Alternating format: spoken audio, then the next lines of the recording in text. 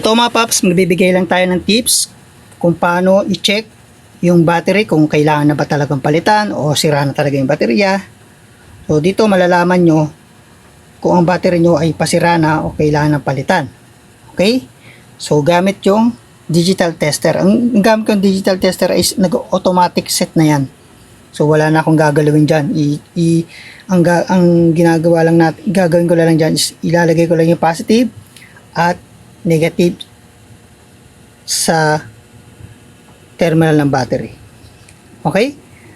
Pero kung ganito yung digital tester nyo, isa-set nyo siya sa 20. Yan. Set nyo siya sa 20. Tapos lalagay nyo yung positive sa positive ng digital tester sa positive terminal ng battery at negative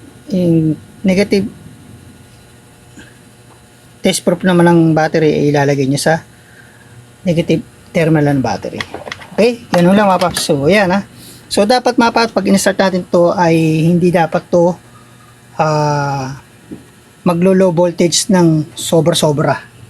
No, kasi pag nag-low voltage siya ng in-start natin,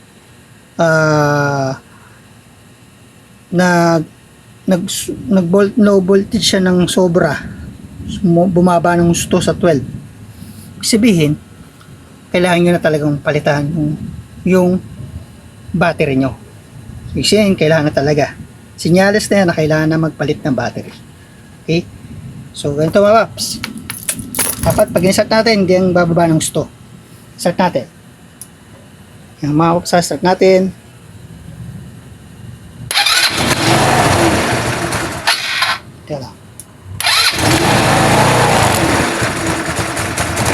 Pansinin nyo. Ayan o. Tumataas yung charging. Ibig sabihin, yung charging system ng motor ko ay goods na goods. So, mga paps, pag in-start nyo yung motor nyo at nasa 12 lang yung voltahe yung nakikita nyo o sa digital tester o sa voltage regulator nyo or voltmeter na nilagay sa motor nyo ay nasa 12 volts lang yan, umaandar yung motor nyo, ibig sabihin may problema yung battery or yung charging system ng motor nyo. Dalawa lang naman yun. Kaya nagbabagay ang mga papasensya na kasi wala kasing umahawak nito, kaya lumuluwag yan. Pero yun talagang charging yun. Okay? Tayo na natin. So, ganun mga paps, no? Dapat, pag in-start nyo yung motor nyo, kung ang charging ng motor nyo ay nasa 12.7 or dapat tataas pa siya doon sa magiging 13, 14, wag lang 15 kasi pag 15 volts ano na yun, overcharge na yun. Ibig sabihin, may problema na sa battery or sa rectifier. Okay? So, sa mga newbie, ito papakita ko sa inyo yung rectifier. Ayan. Ito yung rectifier na full wave GY6. So, ang kagandahan lang ng motor natin na Rossi Passion, yung stator ay full wave na. So, hindi na natin kailangan magpalit pa ng or i-convert yung stator sa full wave kasi full wave na siya. So, kailangan lang natin magpalit ng rectifier na full wave na 5 wires.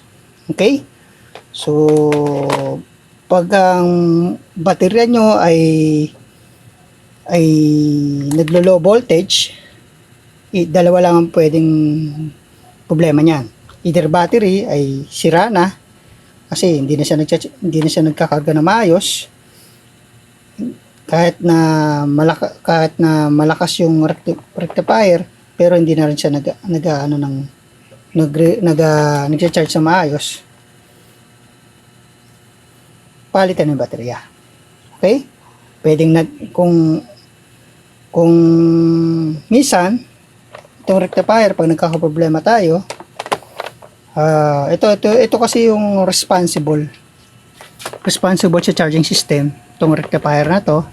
Kaya pag sira to, malulobot yung baterya mo, matidrain. Okay? At di rin magcha-charge yung battery nyo. At pwede rin masira. Okay? So yun lang mga paps. Battery tips. At sana kahit pa paano, may napulot kayong kaalaman. No? Yung pagtetest lang naman ng battery ay napakadali lang naman. Pero may mga may nabibili naman na pang-test talaga ng battery. Mas maganda sana yun, mas accurate yun. Kasi yun, dinesign talaga, pang-test talaga ng battery. Pero itong pinakita ko sa video, ano lang to, para kahit pa paano, kung wala kayong pang-test ng battery, magkaroon lang kayo ng idea. No? Kasi, visual naman, makikita naman natin No? Malalaman naman natin kung talagang kailangan na talaga ng palitan ng baterya, i-test natin. I-start natin yung motor, tapos nakatutok tong positive negative ng digital tester, malalaman na natin. Kasi pag in-start natin yan, pag bumaba ng gusto mong voltahe, biglang baba. Tapos hindi na apres na tumaas siya, hindi na siya tumataas. Sabihin, may problema sa battery. Okay? Sabihin, naglo-low voltage na talaga. So, sinyalis na yun na kailangan ng magpalit ng battery. Pero, ito tips,